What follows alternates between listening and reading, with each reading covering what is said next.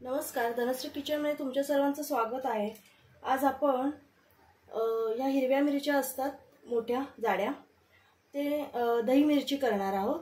त्यासाठी या मी स्वच्छ धुवून याचे 2 भाग केलेत आणि प्लस मधून सुद्धा असा भाग करून घेतलेला आहे। तुम्ही आतल्या बिया खात नसाल तर तुम्ही काढल्यात तरी चालतील।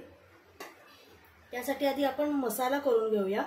इथे जिरं घेतलंय मी आणि बडीशोप घेतली आहे एक चमचा धणे पण घेऊ शकता अख्खे, पण मी धणा पावडर टाकणार आहे त्यामुळे मी धणे इथे घेतले नाहीयेत। आपण पावडर टाकूया आणि 2 काळी मिरी पण टाकायच्या आहेत, पण मी काळी मिरीची पावडर टाकणार आहे। तुमच्याकडे जर पावडर नसेल तर तुम्ही ह्याच्यातच 2 काळी मिरी टाकून नंतर त्याची पावडर करून घ्या। हे भाजायचं चांगलं आणि याची आपण पावडर करणार आहोत। आता आपण मिरच्या टाकून भाजून घेणार आहे। आपण ह्याच्यात थोडं तेल टाकूया।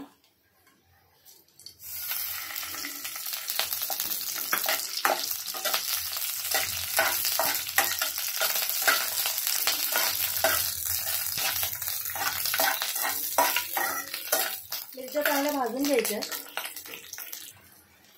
इथे आपण आता वाटून घेतलेलं बडीशोप आणि जिराची पावडर, इथे मी धना पावडर घेतली आहे, इथे थोडंसं काळी मिरी घेतली, हळद घेतली आणि लाल तिखट घेतले। आता आपण हा मसाला टाकू।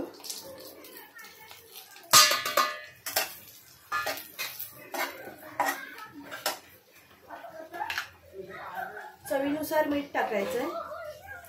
बघू शकता इथे चवीनुसार मीठ टाकलंय। आता आपण दही घेतलंय, खूप पण दही घ्यायचं नाहीये। इथे गॅस बंद करूया।